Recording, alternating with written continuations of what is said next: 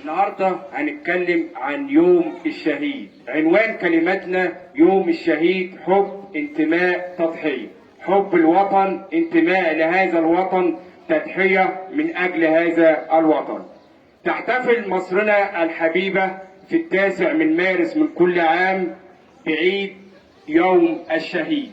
ولعلك أعزائي الطلبة والطالبات تتساءلون لماذا هذا اليوم بالذات نحتفل وهو يوم الشهيد 9 من مارس، وهو ذكرى خالدة للجيش الوطني المصري في استشهاد الفريق القائد عبد المنعم رياض في حرب الاستنزاف عام 1969. وقال ده أول حاجة عرفنا اللي هو اليوم 9 من مارس ليه. السيرة الذاتية لقائدنا الفريق عبد المنعم رياض. ولد الفريق عبد المنعم رياض في قرية سبيربي بمحافظة الغربية عام 1919.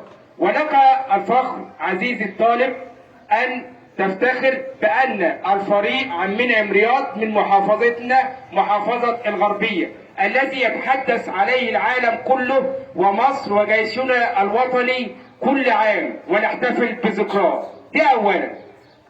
بعد مولد الفريق عبد المنعم رياض زي ما احنا عرفنا التحق بالأزهر الشريف وأصبح جندي بارزا في الجيش الوطني عام 1936، وأبلى بلاء حسنا ضد الاحتلال البريطاني.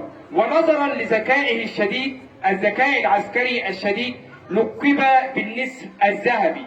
تمام. وتخرج من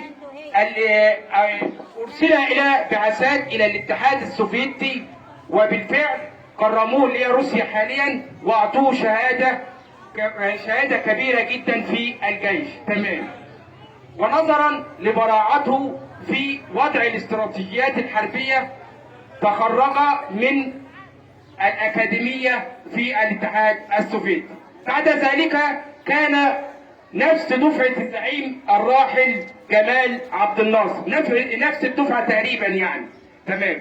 انضم زعيمنا الوطني عبد المنعم رياض إلى الحركة الوطنية، ثم التحق بتنظيم الضباط الأحرار، وكان عضوا بارزا في تنظيم الضباط الأحرار، وله دور بارز في القضاء على الإقطاع، وأصبحت مصر جمهورية هو والزعيم جمال عبد الناصر. دي كده السيرة الذاتية لزعيمنا عبد المنعم رياض. تمام.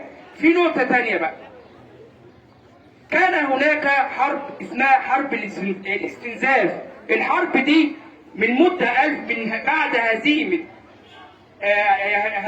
1967 لعام 1969 كانت تسمى حرب الاستنزاف.